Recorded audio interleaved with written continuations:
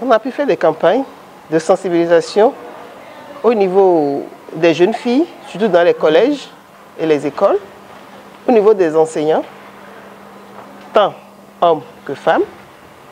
Nous sommes allés aussi dans des entreprises pour montrer l'importance de la violence faite aux femmes et aux filles dans le milieu du travail. C'était l'activité principale que nous avons pu faire. Il y a eu un projet sur au moins 3 ans qui a été mené, financé par nos partenaires belges. Mais on n'est pas resté sur ça. On a continué, malgré le fait que le projet était terminé. On a continué, même cette année, on a fait encore des activités dans ce sens.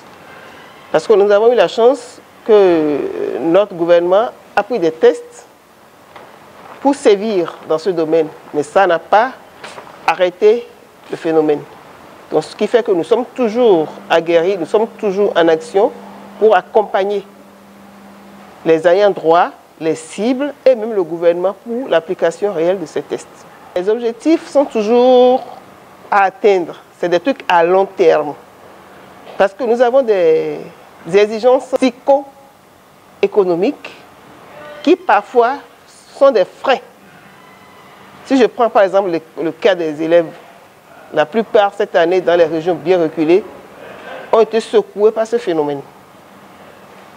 Beaucoup ont été engrossés et n'ont pas pu terminer l'année scolaire. Des investigations ont été faites, mais des fois nous sommes confrontés à des difficultés. Les parents qui doivent protéger ces enfants, étant ignorants de la chose, ne savent pas le faire. Ils te disent « Ah, mon enfant n'a pas à manger, il a trouvé son professeur qui s'occupe d'elle, quel est ton problème ?» Donc il y a ces difficultés-là qui font que les objectifs ne sont pas atteints. Ce n'est qu'à long terme que nous allons pouvoir atteindre ces objectifs, en sensibilisant et en continuant de sensibiliser la population. L'intégration des femmes dans le mouvement syndical en Afrique. C'est un système qui est très parfait. Mais nous avons toujours des blocages. Des blocages d'abord au niveau de nous-mêmes femmes, qui avons des difficultés à nous rendre disponibles. Ça, là, je ne le dirai jamais assez. Dans un comité de femmes, où vous êtes 19 ou bien vous êtes 21, c'est à peine qu'on a une dizaine qui est vraiment régulière pour les réunions, pour les activités. Mais dès qu'il s'agit de faire des positionnements, on dit ah, pourquoi on a laissé tel pour compte, pourquoi on a laissé tel pour compte.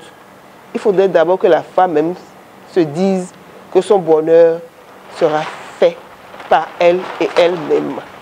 Numéro 1. Les quelques-unes qui ont la chance ou bien qui ont la force de vouloir se présenter sont bloqués par ces hommes. Ces hommes, nous savons que ce sont eux, nos enfants. Ce sont eux, nos maris, ce sont eux, nos papas.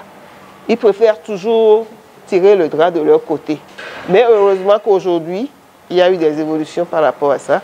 Ils nous accordaient les 1/3, mais sensiblement, on est en train de tendre vers les 1/2, sinon la moitié aujourd'hui. Donc il y a des levées de barrières qui font avancer tant soit peu la chose. Nous allons accentuer le renforcement des capacités, surtout sur l'autonomisation de la femme. Une femme autonome saura s'organiser, saura prendre ses décisions, et comme ça, les campagnes de sensibilisation et de mobilisation seront beaucoup plus faciles pour nous au niveau du syndicalisme. Le témoignage palpant, c'est que je suis là aujourd'hui. S'il n'y avait pas la CSI, peut-être la fédération ne nous aurait pas fait appel. La CSI a fait beaucoup pour nous les femmes, pour l'accompagnement, pour le regroupement. Nous n'avions pas de comité de femmes sur le chiquier national chez nous, mais c'est la CSI qui a dépêché du moins ça. Sa responsable genre pouvait nous aider à installer notre forum de femmes, comité de femmes, le forum sur les domestiques et le forum sur, comment on appelle, le troisième, la violence faite aux femmes et aux filles. Donc la CSI a beaucoup fait pour nous, les femmes, dans la sous-région.